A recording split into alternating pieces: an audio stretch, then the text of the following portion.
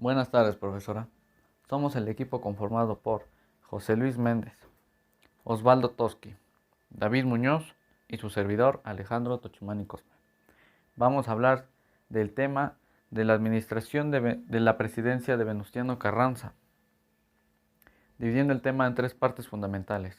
1. ¿Quién fue Venustiano Carranza? Explicado por nuestro compañero José Luis. 2. ¿Cómo llegó Venustiano Carranza a la presidencia de la República? Dirigido por Osvaldo Toski. 3. ¿Cuáles fueron las aportaciones y qué hizo en su gobierno Venustiano Carranza? Dirigido por mi compañero David Muñoz. 4. Una explicación breve de todo lo relacionado.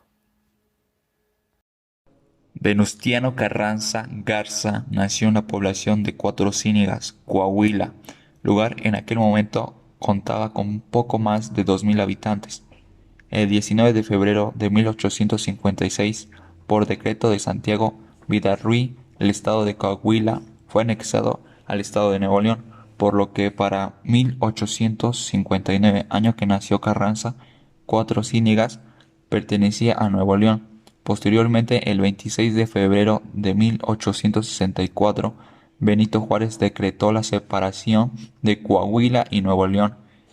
Carranza fue miembro de la reconocida familia de la región, siendo su padre el coronel Jesús Carranza Neria, militar de la causa republicana y ferviente administrador de Benito Juárez, en cuya figura educó a sus hijos.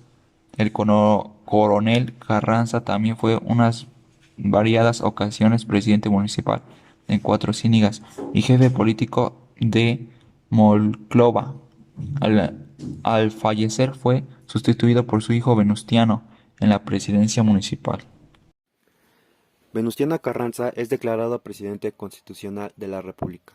El Congreso de la Unión declaró presidente constitucional de la República a don Venustiano Carranza para el periodo que había comenzado el 1 de diciembre de 1916 y terminaría el 30 de noviembre de 1920.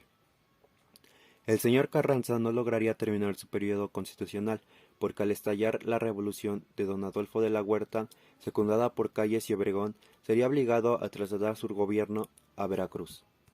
El 1 de mayo de 1917, Venustiano Carranza rindió protesta como presidente constitucional de los Estados Unidos mexicanos. Su gobierno se enfocó en pacificar el país, reorganizar la administración pública y hacer valer la Constitución de 1917. En 1920, Carranza buscó imponer como sucesor presidencial a Ignacio Bonillas, lo cual causó que diversos sectores del ejército y la sociedad se rebelaran contra su gobierno mediante el Plan de Agua Prieta.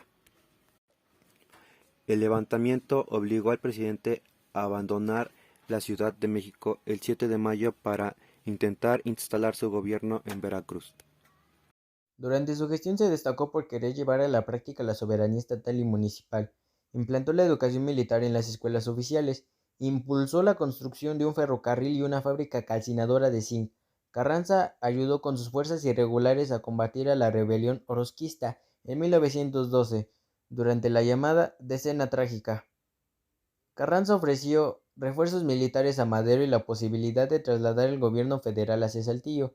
Cuando Madero fue obligado a presentar su renuncia y Victoriano Huerta ocupó el poder ejecutivo, la legislatura de Coahuila expidió un decreto que desconocía a Huerta como presidente provisional, concediéndole además al gobernador del estado Venustiano Carranza facultades extraordinarias para armar fuerzas que dependieran del orden. El 26 de febrero de 1913 Carranza salió de Saltillo levantando en armas contra el gobierno de Huerta. Un mes después, en la hacienda de Guadalupe, en Ramos Arizpe, Carranza y sus partidarios firmaron un plan que lo proclamó como primer jefe del ejército constitucionalista, cuya misión fue derrocar al gobierno ilegítimo luego de que el ejecutivo constitucionalista derrotara al ejército federal. El 13 de agosto de 1914 se firmaron los acuerdos de Teoloyucan, que dieron fin al gobierno de Victoriano Huerta. El 20 de agosto de 1914, Venustiano Carranza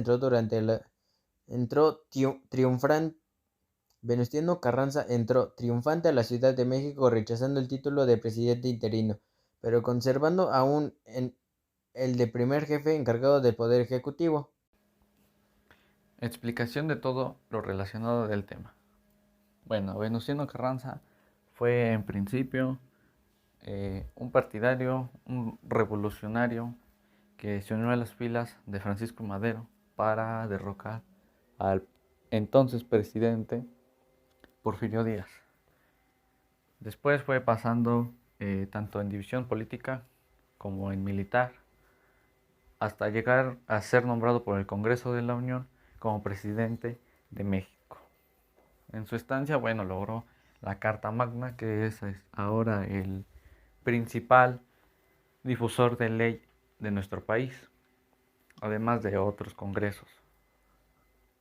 Y bueno, a pesar de ser conservador, pues no tenía mala idea de impulsar a un mejor futuro al país. Sin embargo, pues esas ideas ya no eran bien recibidas por la mayoría de los revolucionarios y jefes que en ese entonces regían, como Emiliano Zapata, Pancho Villa y parte de Francisco y Madero. Sin embargo, pues podemos destacar lo mejor que hizo por el país antes de que fuera traicionado por uno de sus aliados, el cual pues lo asesinó. Y se rescata obviamente las ideas que tenía sobre en función de lo económico, lo político y lo social de nuestro país de ese entonces. Y bueno, ahora tenemos la ley que nos rige totalmente, como es la Constitución, y que se han sentado las bases para fundar lo que hoy es en el país. Gracias.